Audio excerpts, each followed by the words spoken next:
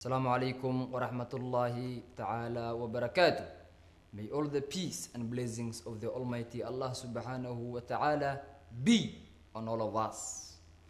Today, as you can see, I want us to delve in great details in lesson forms, the topic called the electrochemistry.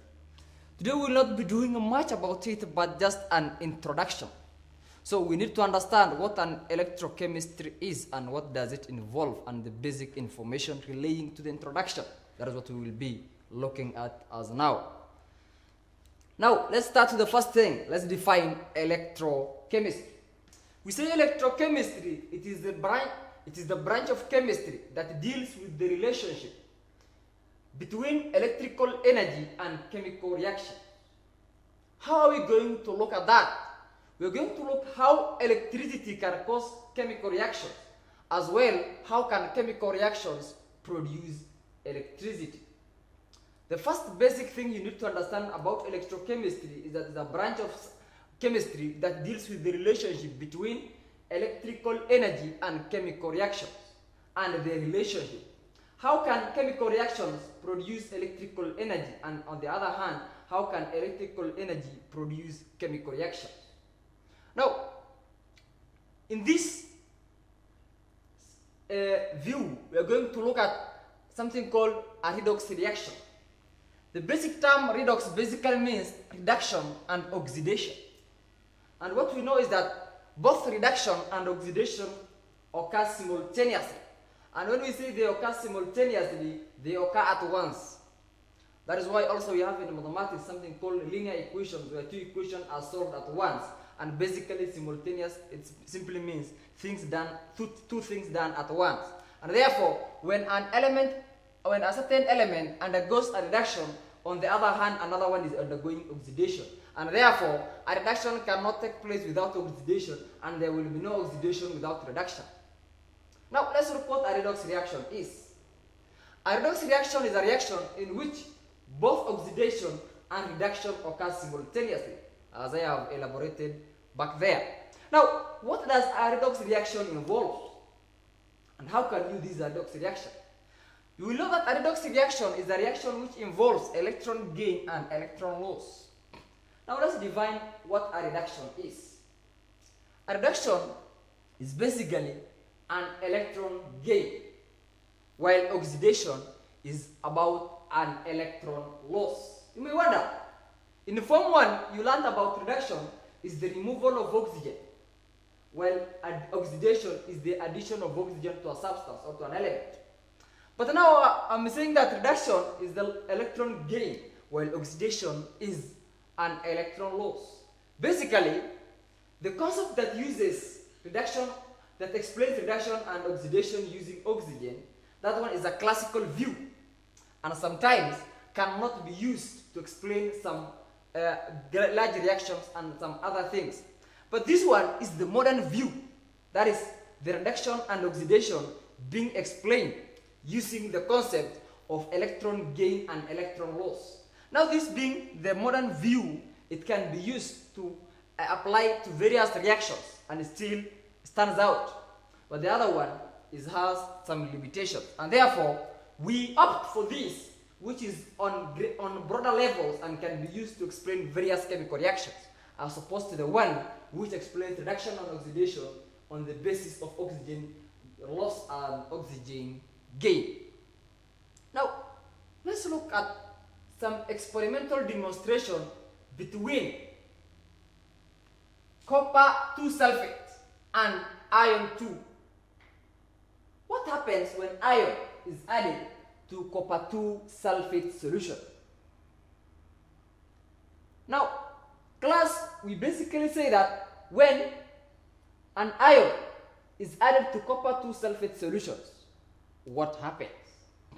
Let's look at what observations are you likely to make when we add iron to copper 2 sulfate solutions. Let's look at the observation. A brown solid, that is copper metal, is formed. Good. Point number 2, the color of the solution changes from blue to light green. Let's now clarify that. What does that mean?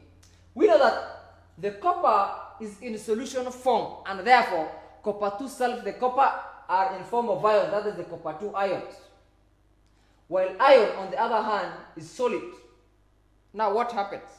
Now on the reactivity series, iron is above copper, and therefore can displace copper 2 sulfate in solution. And therefore, that is why the brown solid copper is formed. Why? Simply because the copper ions in the solution are displaced by iron which is more reactive than it. Right? Again, on the other hand, what will be formed? This is one of the products, and therefore we say a brown solid is formed. Now the brown solid is this copper metal. Copper. The brown solid. That is observation number 1. The color of the solution changes from blue. Where was the color? Blue color. The blue color was here. Copper 2 sulfate solution was blue. Now what has it formed? It formed iron 2 sulfate solution, which is light green. And basically, those are the 2 observations made in class, such that we have copper 2 ions, which was in solution form as copper 2 sulfate. And therefore, copper 2 sulfate is blue in color, right?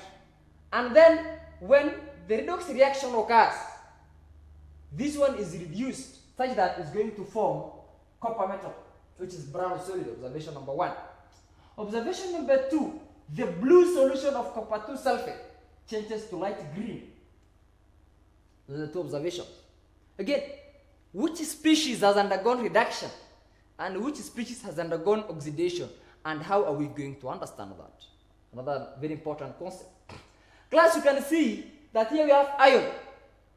The oxidation number of an uncombined element is 0. You can see iron here, the oxidation state of iron, which is an uncombined, which we're going to discuss in our next lesson. Oxidation number of an uncombined element is 0. Now we can see here, the oxidation number of iron is positive 2. Automatically, class, you can see that iron has undergone oxidation. Why? Because the oxidation number has increased from 0 to positive 2. Now, how has the oxidation number increased? The iron lost electrons, two electrons, and it formed iron 2 ions. And therefore, when an atom loses electrons, we say it has undergone oxidation. And therefore, there is an increment in the oxidation number from 0 to positive 2. Done. Let's come to copper. The oxidation number of copper here, this one is an ion. The oxidation number of an ion is the charge. That is, therefore we say it is positive 2. And here it is an uncombined element, it is 0. Now apparently we can see that the oxidation number of copper, which was positive 2, it has dropped to 0, and therefore it has undergone reduction. How? This copper 2 ions has gained electrons lost by iron 2 ions. Therefore it formed copper solid, and in the process the oxidation number decreased from positive 2 to 0. And therefore we can see that this species, which is iron, has undergone oxidation. Great. While this one, copper 2 ions, has undergone reduction. Right. Another important thing is, which species is the oxidizing agent? Which one is the reducing agent? Now, the oxidizing agent is the one giving out. Let's look at this. This one has undergone oxidation, and therefore it is the reducing agent. Why? Because it is reducing copper 2 ions to copper metal with oxidation number of to 0, from 2 to 0. Therefore this one has undergone oxidation. On the other hand, it is a reducing agent. Why? Because it has reduced copper 2 ions, which was having an oxidation number of positive 2 to 0. Now, let's look at copper 2 ions. Copper 2 ions class, has undergone reduction, right? It has undergone reduction. Good. Another important thing about copper 2 ions is it is the oxidizing agent. Oxidizing agent. How? It has oxidized ion 2, which was having an oxidation number of 0 to positive 2, and therefore it is an oxidizing agent. Another important thing, which one is reduced and which one is oxidized? Now this one is oxidized, well this one is reduced. And basically you can see that iron it has undergone oxidation, it is the reducing agent, and therefore it is oxidized. On the other hand, you can see that copper 2 ions has undergone reduction, it is the oxidizing agent, and on the other hand, it is reduced, and we demystified the observation. Now let's look at the explanation. What has happened? The reaction between iron and copper 2 ions, the reaction between iron and copper 2 ions involves transfer of electrons from iron to copper 2 ions. The reaction is used to keep track of the transfer of electrons during a reaction taking place at the iron. Iron loses 2 electrons. The 2 electrons lost by iron is going to be gained by copper. Now, iron is going to lose 2 electrons. Those 2 electrons lost by iron is going to be gained by copper. Copper plus 2 electrons is going to form copper solid. Now we can see that this one now has undergone, number 1, this one, it has undergone oxidation. Point number 1. Point number 2, it is the reducing agent. Reducing agent. How is this the reducing agent class? Basically, we look at, it is the one reducing. The oxidation number here is 0. Now it becomes positive 2. The oxidation number is positive 2. It becomes 0. Now you can see that it has reduced the oxidation number of copper from positive 2 to 0 by adding electrons to copper. Now, on the other hand, it is oxidized. How? It has moved from 0 to positive 2. That is an oxidized state.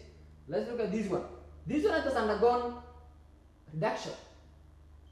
Now we can see that it was having an oxidation of positive 2. Now it has become 0. That is a reduction. Again, it is an oxidizing agent. How? It has increased the oxidation number of iron from 0 to positive 2. Oxidation. Oxidizing agent. Now, again, it is reduced. It has moved from positive 2 to 0. And that is briefly about our first introductory bit of electrochemistry. Dive deep for concept demystify and have a blessed day.